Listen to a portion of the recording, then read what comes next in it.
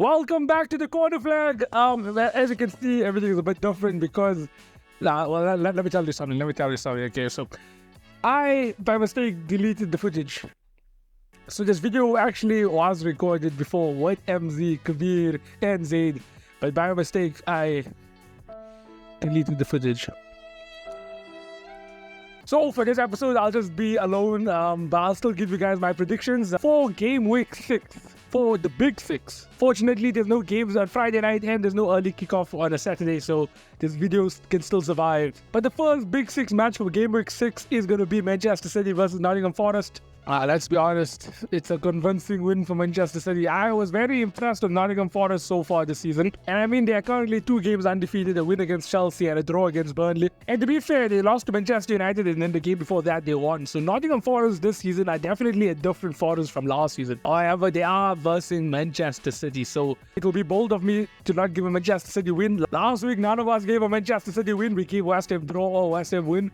This week, I don't think I'll make the same mistake. I think we'll go for a Manchester City win. I think Manchester City are just too strong for Nottingham Forest, and I think it's going to be a convincing win since it's at the Etihad. There are certain Manchester City players that are out injured though. I think Bernardo Silva is out injured for this game, but I mean, he's out. But I mean, that doesn't really change much. I think Manchester City will just put Matheus Nunes in there. Awful Foden, so it doesn't really matter. We mentioned it last week that Manchester City still have a lot of amazing players like Julian Alvarez. I feel like Julian Alvarez will definitely shine again this week. And I don't know, is it just me? But a lot of people are asking questions now about Erling Haaland. Like, Erling Haaland is still doing good this season. I don't know why people are starting to doubt him. Like I'm pretty sure he's going to score against Forest, so don't worry. I really don't see Nottingham Forest getting anything out of this game. I'm just going to give it as a 3-0 Manchester City. The next Premier League Big 6 game is interesting though. It's Burnley that's going to play host to Manchester United. That was United's current form. Could Burnley pick up the first 3 points of the season? It's Vincent Kompany also. If there is one club Vincent Kompany will want to go all out for to really get 3 points, it will be Manchester United. And now Burnley is playing at home as well. With Manchester United's current form, I want to say a draw, and I think I'm going to say a 1-1 draw.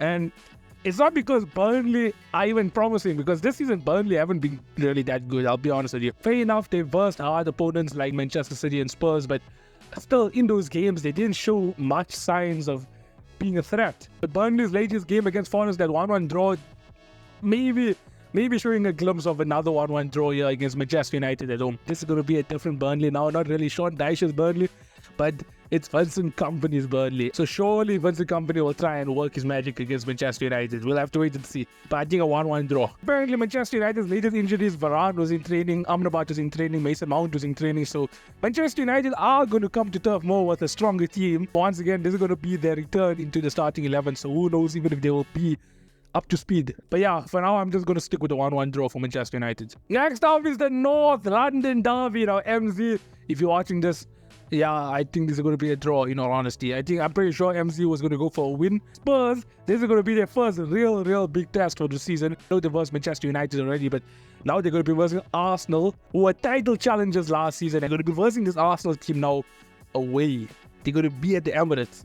If Spurs end up winning this game, and if they end up winning it convincingly, then they are definitely, without a shadow of a doubt, title challengers this season. And I don't see any reason as to why not. Unless they get injuries throughout the season, that will really change things. The style of football they're playing is very attractive. They got quality players, like Kulusevski is even stepping up. Son is always world class. Even that midfield is starting to click. I'm even liking Basuma. That defensive line is quite decent as well with Romero, Udogie, even Pedro Porro. Spurs got a quality manager, quality team, and even that stadium. Even the Tottenham Hotspur Stadium is not an easy stadium to go to. It can get quite hostile there. So Spurs generally have a good chance for the title this season. But that being said, I think Arsenal match Spurs in every aspect of what I just mentioned now. Arsenal, quality manager, quality players, quality stadium as well. So for me, it's quite a difficult one to call this one. I think a safe bet would be a draw. Arsenal, maybe, I'm not sure what the odds are, but I'm sure Arsenal could possibly be the favourites for this game. But I'm still going to lean towards a draw here. So I'm going to say a 2-2. It's a North London derby. There's definitely going to be goals, surely. Let's just take a look at the last 3 games in the Premier League. Arsenal won Spurs 2-0 away. Then they won Spurs 3-1 at home. Then Spurs won 3-0. The Spurs haven't won the last 2 games against Arsenal. I don't really know how big of an impact the Champions League game will play. Now, Arsenal played Champions League in the midweek. Tottenham played no European football. Will that be a factor now? That's the question. Bukayo Saka had a very good game in the Champions League, so did Trossard, Odegaard. Will they be slightly fatigued now for the North London derby? Lots of questions to be answered, and I guess we'll only get the answer on Sunday. But for now, 2-2 for me. But please, whatever predictions that you guys have as well, leave it in the comments. I really want to see your guys' predictions. And MZ, Kabir, Zaid, if y'all are watching this video, leave your predictions in the comments. Moving on to Chelsea versus Aston Villa, and now this one, I don't know, it's Chelsea, man. It's Chelsea. I am the only one in the whole corner flag crew that has faith in Chelsea. I think even I am starting to lose faith in Chelsea now. I think this weekend is just going to be a whole bunch of draws because I can't see Chelsea getting a win.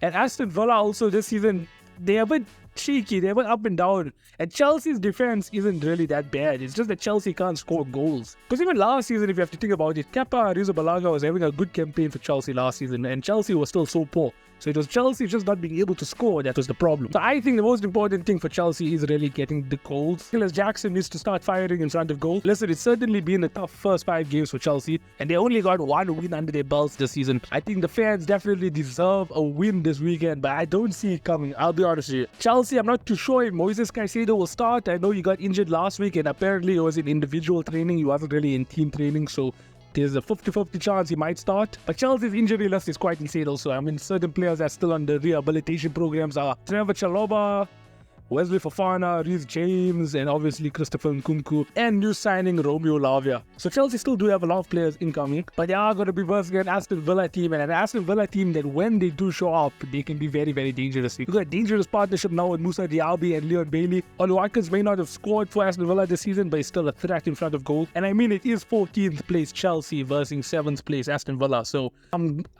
giving it a draw, 1-1. And then the last Big Six game of the week, West Ham is coming to Anfield to versus Liverpool. Now, yes, a lot of people are saying that Liverpool have their mojo back, and Liverpool, I mean, they are a lot better than last season. But I don't know what's this problem of giving teams a 1-goal head start. It even happened now in the Europa League against Lask. Liverpool cannot really afford to do that against this West Ham team because David Moyes' West Ham are a very dangerous team. They sold Declan Rice, who was one of their best players over the past few seasons, and it doesn't even look like they are missing him. That's how good this West Ham team is. This West Ham team can counter you. They are so strong in the air as well. I don't think it's going to be a lot of goals. I'm going to give it a 2-1 Liverpool. I'm really, really afraid of the set pieces because West Ham got James Ward-Prowse. West Ham also were undefeated this whole season until they versed Manchester City. That should really take you off track of what you were trying to achieve this season because the likes of Man City, Liverpool, and Arsenal, those are okay games to lose. But West Ham this season are looking very dangerous. So those are my Premier League predictions for Game Week 6. I want to hear your guys' predictions in the comments.